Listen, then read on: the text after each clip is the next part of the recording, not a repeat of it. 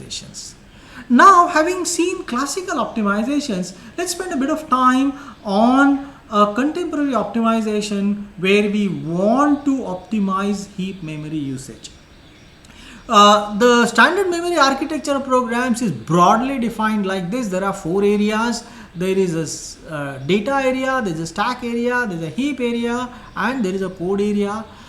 We want to focus on heap because it allows data structures to grow or shrink at runtime, and it allows data structures to outlive the procedures that create them.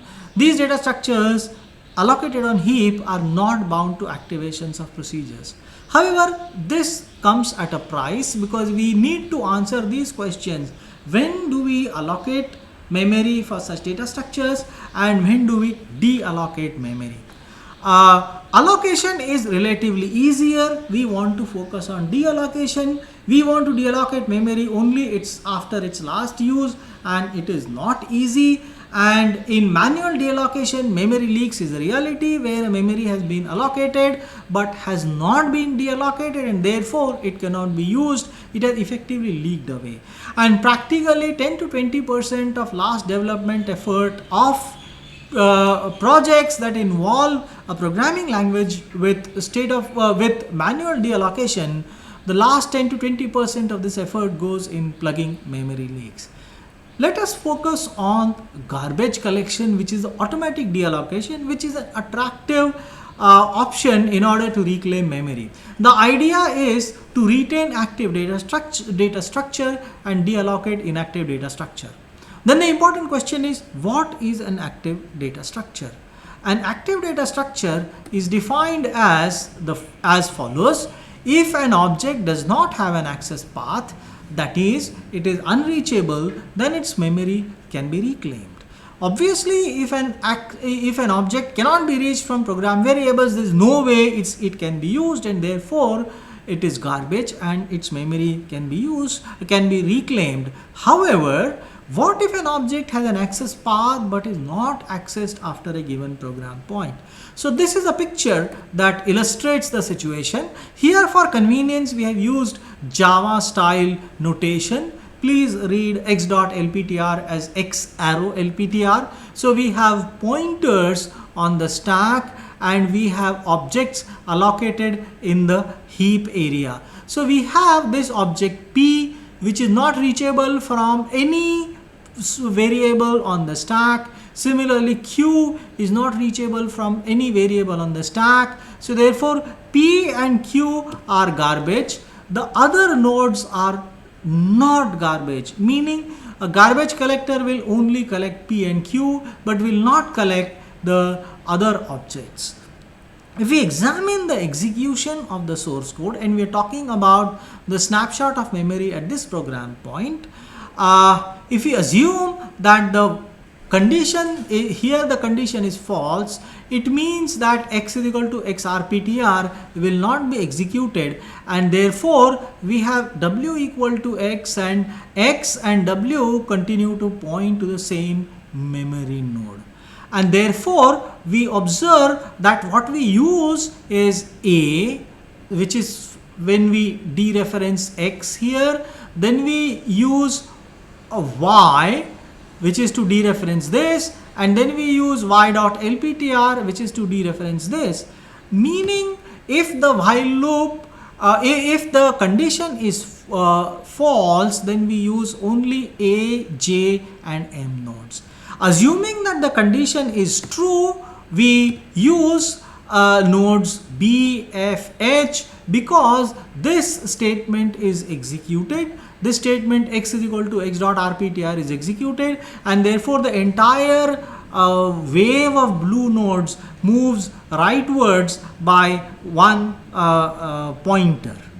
So if we assume statically that the condition may be true and condition may be false, because we do not know at compile time whether the condition is true or false, then it means that the blue nodes are the really used nodes, and all void nodes should be considered as garbage, but they are not considered as garbage because nodes such as C, D, E have a path reaching from a variable. So by definition, they are not considered garbage.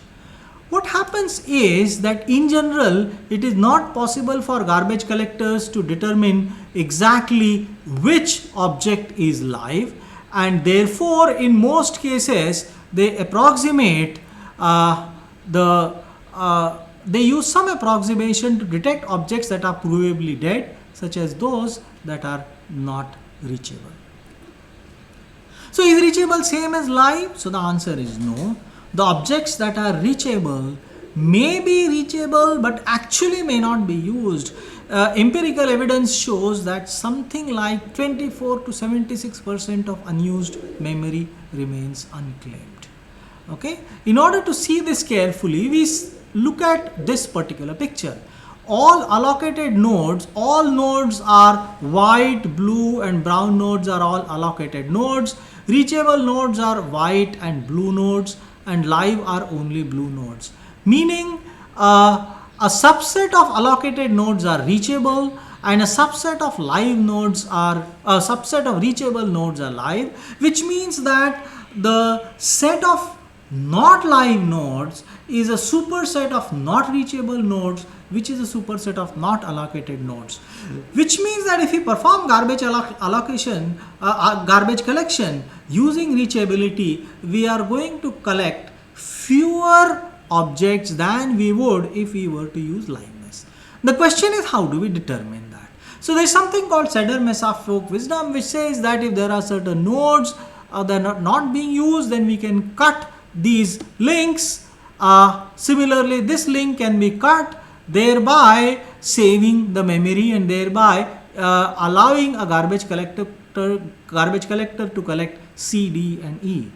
This doesn't solve the question, because then we need to answer the question which nodes are actually not used and which references can be nullified.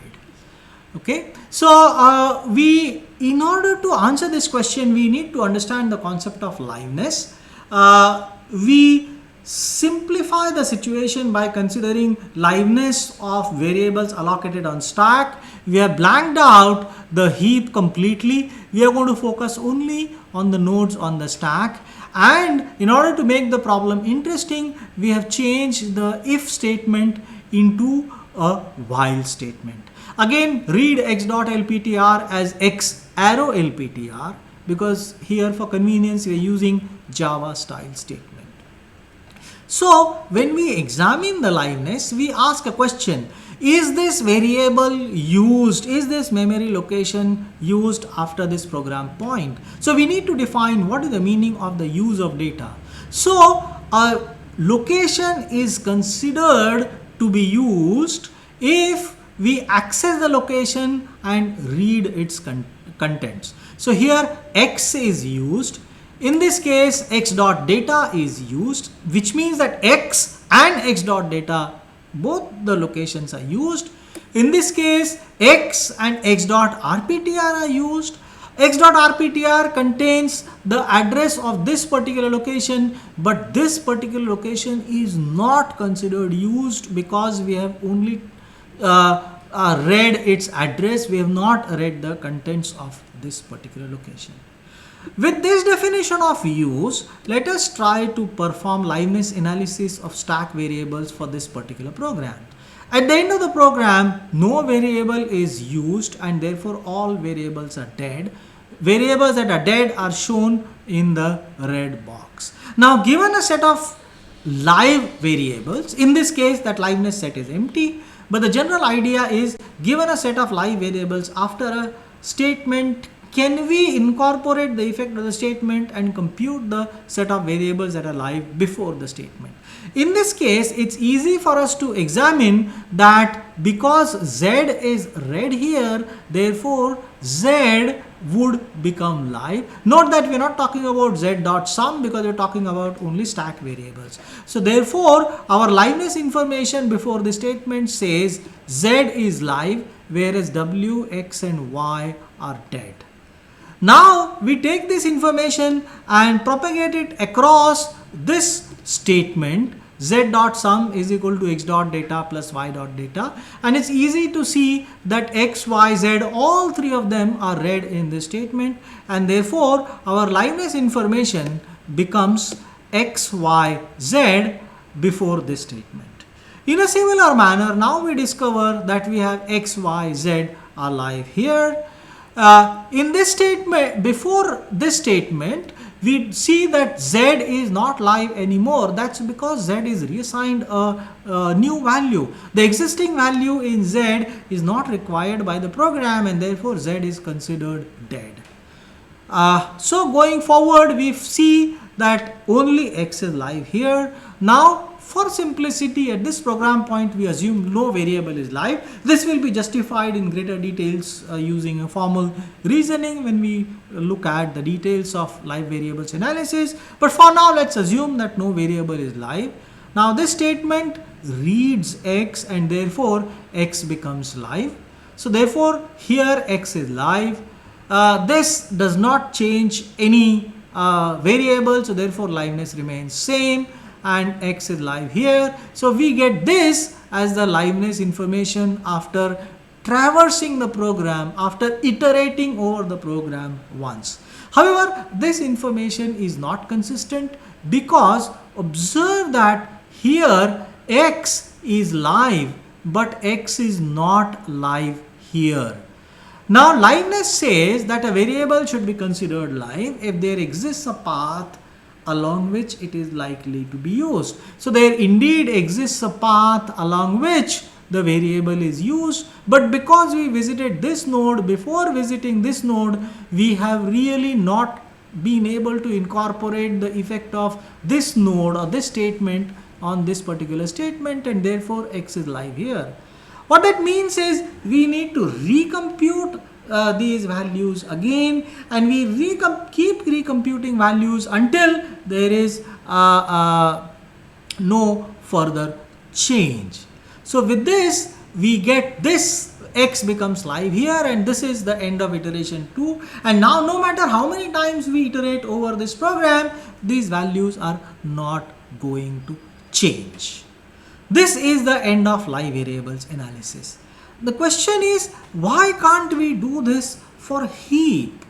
So let's assume a simple situation where the while loop is not executed even once. So we know that this is the situation where nodes A, I and M are used here.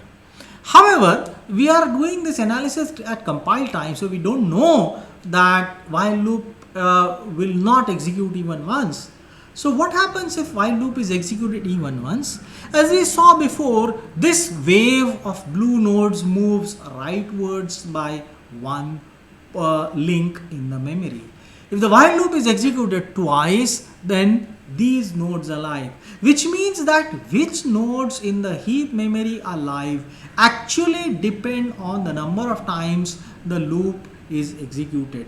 This did not happen for stack data. In order to determine the liveness of variables on the stack, how many times while loop is executed did not matter. This happens because for the heap memory, we have an unbounded set of locations, but a fixed set of variables using which we can access the locations. And therefore, association between a variable and the address that it holds has to keep changing at runtime, and this makes it harder to perform analysis of heap at compile time. However, there is an interesting solution. We insert these statements, nullification statements, in the program. All statements shown in the gray box are the statements that have been inserted by our analysis, and the claim is that this allows us to perform heap memory optimization. In order to see this, let us see this program and its heap memory. Consider a situation when while loop is not executed even once. Let us observe the behavior of certain statements that have been inserted in the program. When the program execute w equal to null, this particular link will be nullified by the execution of the statement. Then we reach this statement, this x dot rptr equal to x dot lptr dot rptr equal to null. This is going to nullify these two links. The next highlighted statement is going to nullify this particular link. As the program executes, we find that we nullify this link. As we go forward executing the program, this link gets nullified, and by the time we reach statement 5, we have the unused nodes being made unreachable because of this nullification. Thus, any garbage collector can collect them. But the question is, will this hold even if the while loop is executed once or twice or thrice? We have shown this memory under the assumption that the while loop is not executed even once. What happens if the while loop is executed once? As we had observed earlier, this wave of blue nodes moves rightwards and we end up nullifying different links, meaning we end up nullifying a link that is not referenced in the program.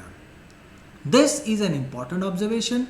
What that means is, without knowing how many times the while loop is executed, we can actually nullify appropriate link, and we will see the details in the third module of the course. But right now, observe that we have this x dot lptr equal to null as an assignment within the loop, meaning our nullification also rides the loop. So what happens in this case is that we are asking a question, which links are not used in the program. Instead of asking a question, which nodes are not used in the program, we are asking a question, which field dereferences are not used in the program, and this information is available in the program, and therefore our analysis is able to discover this.